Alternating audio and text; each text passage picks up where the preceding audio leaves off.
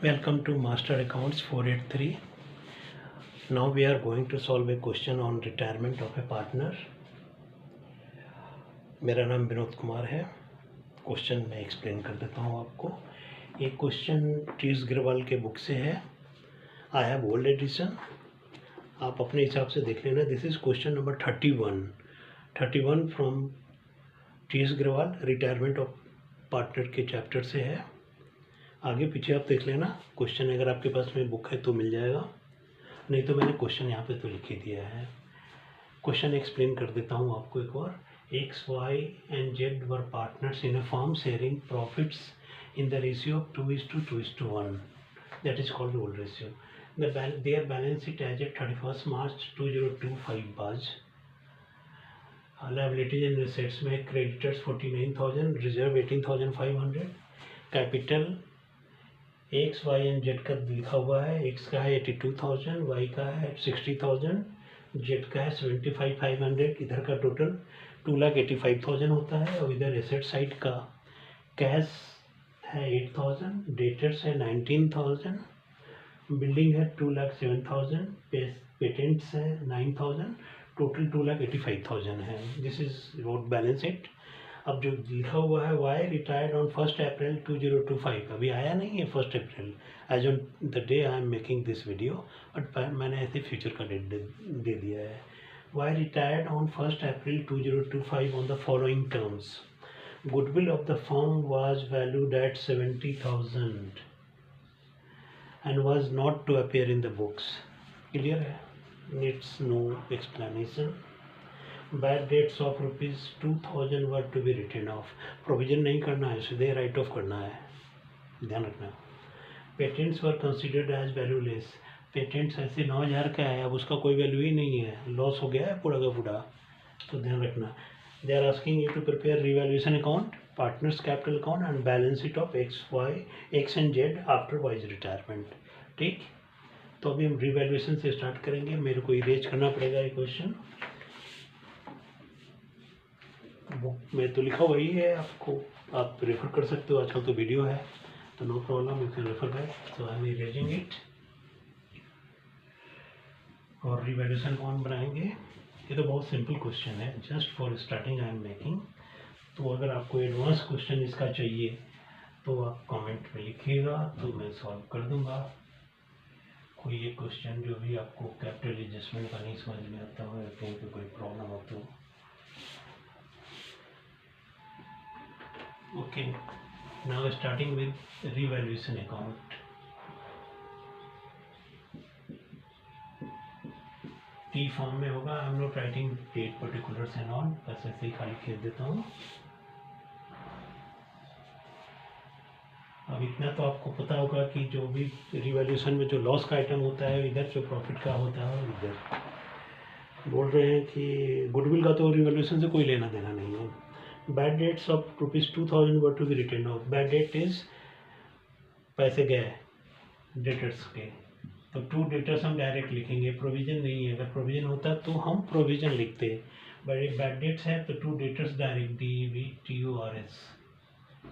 Debtors is ₹2,000. और बोल रहे हैं patents were considered as valueless. ये भी लॉस हो गया भैया. 2 पेटेंट्स. पेटेंट्स कितने का है? 9,000 का, तो 9,000 नथिंग एल्स, तो 9,11,000 रुपये हो गया इधर टोटल, और इधर कुछ है ही नहीं है, तो पूरा का पूरा लॉस हो गया. तो बी राइट हियर. इधर होता तो प्रॉफिट होता डिफरेंस. अब ये वाला ज़्यादा है, लॉस वाला साइड ज़्यादा है, तो ये लॉस हो गया. तो by loss transfer to 3 partner हैं, एक्स वाई जेड. उनका प्रॉफिट शेयरिंग रेशियो 2:1 था. 11,000 को 2:1 में करेंगे, 2/5, तो 2/5 मतलब 40%, तो 4,400. दूसरे का भी 4,400 और लास्ट वाले का 2,200. मैंने 2/5 को 40% लेकर के किया. आपको जैसे करना है कर लीजिए. ये हो रहा है कि नहीं चेक कर लेता हूँ। 4 4 8 2 10 का सुना बाकी 1 4 10 1 1 11। हाँ, तो ये this is there loss I have calculated. तो 4500 एक्स का है, 4400 वाई का है, जेड का 2200 है। सो टोटल 11,000 लॉस हो गया। 11,000 लिख देंगे। तो ये वाला क्वेश्चन हो गया जी आपका रिवैल्यूएशन अकाउंट तो हो गया। अब पार्टनर्स कैपिटल अकाउंट बनाएंगे।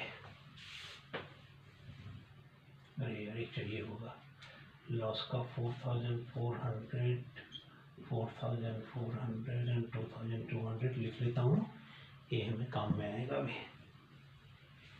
अब पार्टनर्स कैपिटल अकाउंट भी कंबाइंड 3 पार्टनर्स हैं।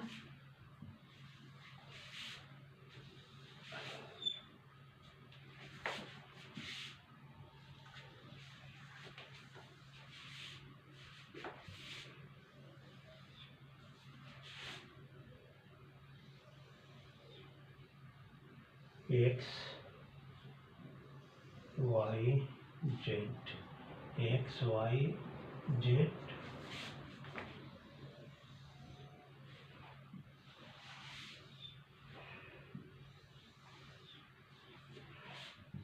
ये हो गया पार्टनर्स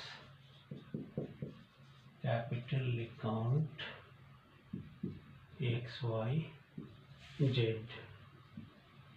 डेबिट क्रेडिट। इतना तो हो गया भाई, थोड़ा पानी पी लेता हूँ यार, गर्मी का मौसम आ गया है ना, तो क्या सकते हैं।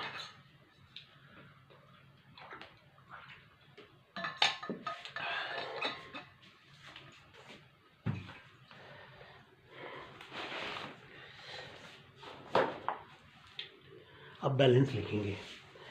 तो बैलेंस है 82,000 बाय, हाँ बाय, यार इंक इसका ख़त्म हो जाता है, by balance brought down. Balance है 82,000, 60,000,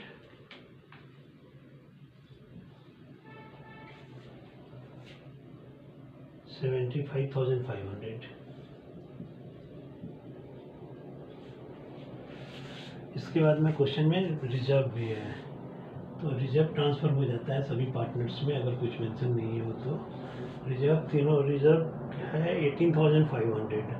18,500 को अगर आप कैलकुलेट करोगे तीनों पार्टनर में, तो एक का मैंने पहले ही कैलकुलेट कर लिया इधर वर्किंग नोट, आप भी कैलकुलेट कर लेना। तो 7,400 2:1 में है और 3,700। ये तो रिजर्व ट्रांसफ़र हो गया ओल्ड प्रॉफिट शेयरिंग रेशियो में। Then goodwill of the firm was valued at 70,000 and was, नहीं उससे पहले रिवैल्यूएशन का जो लॉस है ना, लॉस होगा तो इधर तो to revaluation with in bracket loss लिख सकते हो, नहीं लिखना कोई जरूरी नहीं है। रिवैल्यूएशन का लॉस था 4,400 एंड 2,200। ये 2,200 था, 2,000 लिख दिया है गलती से, तो दिस इज 2,200। ये रिवैल्यूएशन लॉस हो गया। देन गुडविल का करना है adjustment. Goodwill of the firm was valued at 70,000, तो 70,000 गुडविल ऑफ द फर्म है एंड वाई का है शेयर 2/5। मैंने हाँ 2/5 मैंने कैलकुलेट कर लिया है। तो वाई का शेयर 2/5 आ जाता है 28,000। इसको 28,000 कौन देगा, एक्स एंड जेड देंगे, तो इसका जनरल एंट्री होगा। जनरल एंट्री में जस्ट समझाने के लिए बस आपको यहाँ पे लिख देता हूँ, X is capital debit Y तो रिटायर ही हो रहा है, तो एक्स कैपिटल डेबिट, जेड्स capital debit to Y's capital, ये गुडविल के लिए है। तो 2:2 इसका शेयर हो जाता है 2/5, 28,000 तो इसका शेयर है। यार मच्छर भी 28,000 इसका शेयर है, एंड इसको कौन कौन 2:1 में देंगे ये लोग, क्योंकि ओल्ड रेशियो 2:1 है, 2:1 है। वाई रिटायर कर रहा है, कुछ भी मेंशन नहीं है, तो इनके बीच में 2:1 रेशियो हुआ। तो 28,000 को 2:1 में करेंगे तो एक्स को देना होगा 18,667 और जेड को देना होगा 9,333, ये देना होगा। अब इसका जनरल एंट्री बनाएंगे तो बाई एक्सिस कैपिटल, ये गुडविल के लिए है, बाई जेड्स कैपिटल वाई को मिलेगा 18,667 एंड 9,333, देख लीजिए इसका पोस्टिंग है। और इन दोनों के इधर हो जाएगा 2 वाइज कैपिटल लिख करके, इसमें आएगा 18,667 और जेड में आ जाएगा 9,333। इस तरीके से गुडविल का हुआ है, इसका पोस्टिंग कर दिया, जनरल एंट्री मैंने बना दिया है। इधर एक्स देगा 18,667, जेड देगा 9,333, टोटल 28,000 मिल जाएगा इसको। सो दिस इज हाउ ये गुडविल का बनेगा इसका। तो बैलेंस लिख दिया, रिजर्व ट्रांसफर कर दिया, रिवैल्यूएशन का लॉस लिख दिया, गुडविल का एंट्री कर दिया, देयर इज नथिंग एल्स। अब जो पार्टनर रिटायर करेगा इसके बारे में कुछ भी नहीं बोल रहे हैं, तो ये पूरा का पूरा पैसा उसको देना होगा, तो फर्म हैज़ टू पे। अगर कुछ भी मेंशन नहीं है और फर्म के पास में पैसा है तो 400, 729, 89,400, ये दोनों मिला के तो 28 होता है। तो 28,000 ऐसे, 7,400 और 60,000, 400 और 7 के 5 बाकी 1, 6, 1, 7, 2, 9, 95,000।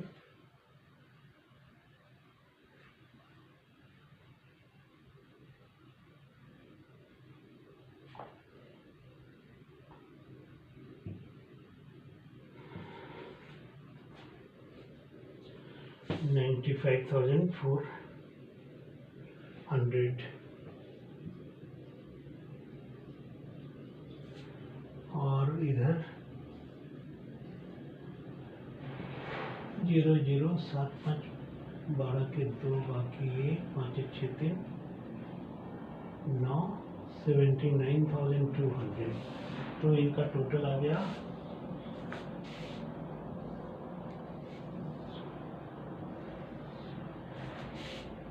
89,400, 95,400, 79,200, ये हो गया। अब देखिए इधर इसका करते हैं टोटल, तो 7, 3, 10 के 0 बाकी 1, 6, 1, 7, 3, 10 के 0 बाकी 1, 4, 1, 5, 6, 5, 11, 11, 3, 14 के 4 बाकी 1, 4, 1, 5, 8, 5, 13, 13, 6, 19 के 9 बाकी 1, 1, 1, 2, 2, 6, 2, 8, 66,333। ठीक है, इसका मिल गया। तो इसका भाई साहब को कितना, 400 का मतलब 304 है, तो 1, 4, 1, 5, 91,000। अच्छा, इसका तो बैलेंस नहीं होगा ना, इसका तो लोन अकाउंट में ट्रांसफ़र होगा 91,000। अब इसका देखिए 7, 3, 10 के 0 बाकी 1, 3, 1, 4, 6 4 10 के 16 बाकी 1 2 1 3 3 6 12 के 2 बाकी 1 2 1 3 9 3 12 12 7 19 के 9 बाकी 1 6 1 7 67 667 67 667 66 333 ठीक है जी। अब इसको जो रिटायरिंग पार्टनर है इसके बारे में कुछ नहीं बोल रहा है और फर्म के पास में पैसा भी नहीं है पे करने के लिए। क्वेश्चन इज साइलेंट, फिर भी जो इसको देना है उसको हम टू वाइज लोन अकाउंट में ट्रांसफ़र कर देंगे। टू वाइज लोन अकाउंट ये वाला अमाउंट है और इन लोगों का बैलेंस हो जाएगा टू बैलेंस C/D A। तो this is how partners capital account is made. अब बैलेंस शीट बनाते हैं।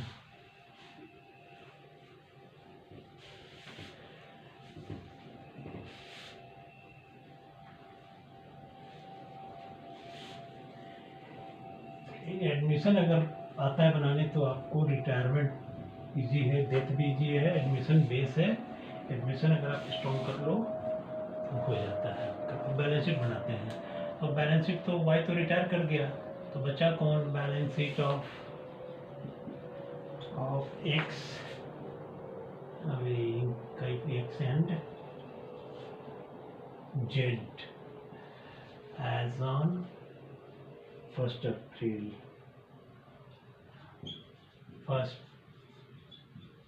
अप्रैल 2025। थोड़ा सा इसको ऐसे करके रखूँगा ना तो इंक सही रहेगा। अभी नहीं तो बीच में फिर वीडियो रोक करके इंक काटना पड़ेगा हमको। एक पेन और खरीद के लाऊंगा।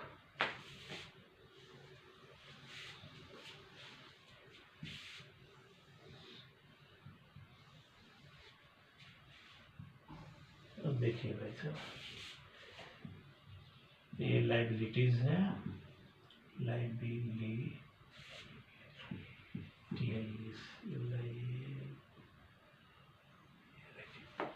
Amount, assets, amount rupees. आप लोग क्या बोलते हो? डेबिट क्रेडिट लिख दूं? आता है डेबिट क्रेडिट? कहाँ पे लिखना है? इधर लिखना है, इधर लिखना है। डेबिट क्रेडिट नहीं लिखते हैं बैलेंस शीट में। ओके, तो कैश एज इट इज।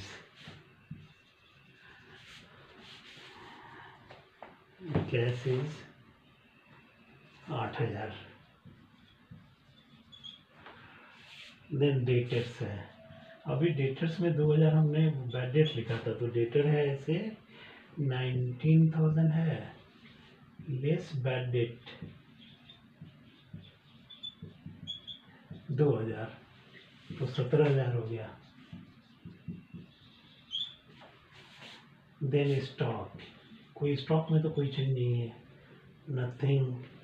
तो stock will appear as it is कितना? 42,000 से। फिर बिल्डिंग, बिल्डिंग में भी कोई चेंज नहीं है, बिल्डिंग भी एज इट इज अपीयर करेगा। बिल्डिंग कितने का है भैया? 2,07,000 का है तो 2,07,000 लिख दिया इधर। चलिए साहब, patents, do I have to write patents? Patents में था ना कि it was considered useless, valueless, not useless, valueless, तो ख़त्म ही कर दिया था हमने, तो उसका नामो निशान ख़त्म हो गया। It will not come. Now we have creditors में तो कोई चेंज है नहीं तो आएगा एज इट इज़। क्रेडिटर्स कितने से आएगा? देखो मेरे को ऐसे करके रखना पड़ रहा है। Creditors is 49,000। ऐसे करके रखने से ना ये पेन थोड़ा चला जाता है इसमें। रिजर्व तो हमने ट्रांसफ़र कर ही दिया है पार्टनर्स में तो that will not come. Now final capital account. वाह, capital account X Y Z, नहीं वाई तो है ही नहीं है, वाई का लोन अकाउंट आएगा यार। पहले वाई का लोन अकाउंट लिख देता हूँ। वाइज लोन अकाउंट, वाई का लोन 91,000 है आई थिंक ना। 91,000 वाई का लोन है, पे नहीं किया इसको। And then now we have final capital account. तो कैपिटल अकाउंट में एक्स, वाई तो इधर गया, जेड। एक्स का कैपिटल अकाउंट है 66,333 एंड जेड भाई साहब का है 67667। टोटल करते हैं 7 3 10 के 0 बाकी 6 3 9 10 के 0 बाकी 6 3 9 10 के 0 बाकी 1 1 7 7 14 के 4 बाकी 1 6 12 1 13 1,34,000। This is all. कोई और आइटम नहीं है तो टोटल कर लेते हैं बैलेंस शीट का। 3 0 भैया इधर 9 1 10 4 14 के 4 बाकी 1, सही कर रहा हूँ? 9 1 10 4 14 4 बाकी 1 9 10 4 14 14 3 17 के 7 बाकी 1 1 1 2 2,74,000। वो मिल गया।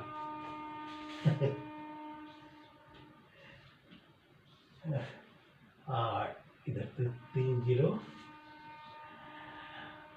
8 7 15 2 17 7 24 के 4 बाकी 2 2 1 3 4 3 7 और 2,74,000 2,74,000 बैलेंस शीट टैली हो गया। तो now my question is answer to the question is considered to be correct.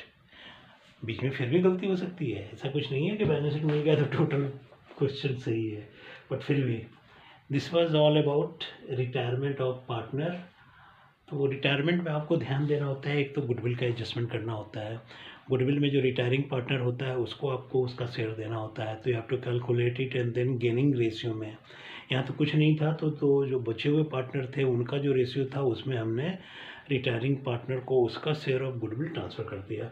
Then कोई रिजर्व वगैरह होता है, प्रॉफिट एंड लॉस, अगर रिजर्व है तो क्रेडिट साइड में कैपिटल क्या आएगा, अगर प्रॉफिट एंड लॉस है इधर लायबिलिटीज़ में तो प्रॉफिट होता है, वो भी पार्टनर्स के कैपिटल अकाउंट में क्रेडिट में आएगा। अगर profit and loss asset side में है तो लॉस होता है, वो पार्टनर्स कैपिटल अकाउंट के डेबिट में आएगा। देन रिवैल्यूएशन अकाउंट का प्रॉफिट एंड लॉस, अगर प्रॉफिट होगा तो पार्टनर्स कैपिटल अकाउंट के क्रेडिट में जाएगा, अगर रिवैल्यूएशन में लॉस है तो पार्टनर्स कैपिटल अकाउंट के डेबिट में जाएगा। देन पार्टनर जो रिटायरिंग पार्टनर को का डिस्पोजल कैपिटल अकाउंट का कैसे कर रहे हैं, कैसे दे रहे हैं, उसको कैश में दे रहे हैं या क्या दे रहे हैं। क्वेश्चन साइलेंट है, फर्म के पास में पैसा भी नहीं है, तो हमें एज्यूम करते हैं कि जो भी उसको ड्यू था that is transfer to his loan account और एज लायबिलिटी वो नए बैलेंस शीट में अपेयर हो रहा है। This is how it is done retirement of partner. ये अगर आपके समझ में आ गया है तो लाइक कीजिए, सब्सक्राइब भी कर दीजिए। नहीं समझ में आया है तो क्या नहीं समझ में आया वो कमेंट में लिखिए, I will try to explain it. कोई और टॉपिक जो आपके नहीं समझ में आ रहा हो वो भी आप अगर कमेंट में लिखेंगे तो मैं I will try to make video on that. अगर आपका कोई फ्रेंड है जिसके समझ में रिटायरमेंट शेयर्स नहीं आता है तो आप मेरे चैनल पे जाइए, और भी मैंने वीडियोज़ बनाए हुए हैं सिंपल लैंग्वेज में। You can try and watch those videos. I hope you will find it helpful. Thank you for now. Keep watching and अच्छी तरह से प्रिपेयर कीजिए अपने बोर्ड एग्ज़ाम के लिए. Bye for now.